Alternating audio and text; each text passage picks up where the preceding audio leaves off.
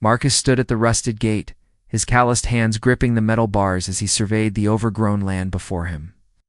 The ranch had been abandoned for years, a forgotten piece of earth that nobody wanted.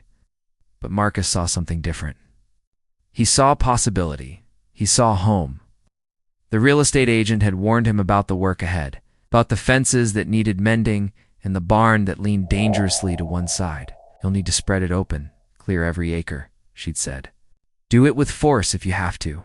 This land won't give itself up easily." Marcus had nodded, understanding that reclaiming something broken required more than gentle touches. It required determination, sweat, and an unwavering belief that beauty could emerge from neglect. He'd spent his entire life savings on this place. Every dollar he'd earned working construction in the city, every penny he'd saved living in that cramped apartment. At 42, he was starting over, leaving behind a life that had never quite felt like his own. The first months were brutal. Marcus woke before dawn and worked until his muscles screamed for mercy. He tore down rotted fencing and rebuilt it board by board. He cleared brush with an axe, swinging with all the force his body could muster, feeling each impact reverberate through his bones. The barn became his obsession. He jacked it up, reinforced its foundation, and slowly coaxed it back to standing straight. Neighbors watched from a distance, some shaking their heads at the fool who'd bought the Henderson place. Others quietly impressed by his relentless dedication. One evening, as autumn painted the sky in shades of amber and gold, Marcus heard a sound that didn't belong to the wind or the animals. It was crying. He followed it to the edge of his property, where a boy sat huddled against an old oak tree. The child couldn't have been more than 7, his clothes dirty and his eyes red from tears. Marcus approached slowly, the way he'd learned to approach frightened horses. "Hey there," he said softly. "You okay, son?" The boy looked up and Marcus saw something he recognized: abandonment. The child's name was Daniel, and his story spilled out in broken fragments. His mother had left him at a gas station 3 miles down the road, promising to return after making a phone call. That was 2 days ago.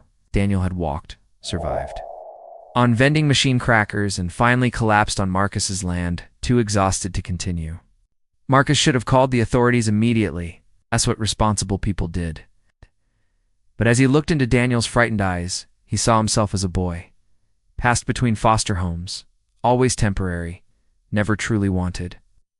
He made a decision that would change everything. "Come on," Marcus said, extending his hand. "Let's get you fed and warm. Then we'll figure this out together." The system moved slowly, but Marcus moved with purpose. He became Daniel's foster parent, then his legal guardian, and finally, 18 months later, his adoptive father. The ranch transformed alongside their relationship. Where there had been wilderness, now stood neat pastures. Where silence had reigned, laughter echoed. Daniel learned to mend fences and care for the horses Marcus eventually bought. Who had been abandoned discovered what it meant to be chosen. Years later, standing at that same gate with Daniel, now a teenager, Marcus reflected on the real estate agent's words. She'd been talking about land, but life had taught him a deeper truth. Sometimes you have to tear down what's broken with force. Sometimes you have to spread open your heart, make room for unexpected gifts, and work with every ounce of strength you possess to build something lasting. Marcus had bought a ranch seeking solitude, but fate had given him something infinitely more valuable: a son, a purpose, and proof that the most barren places can bloom with love.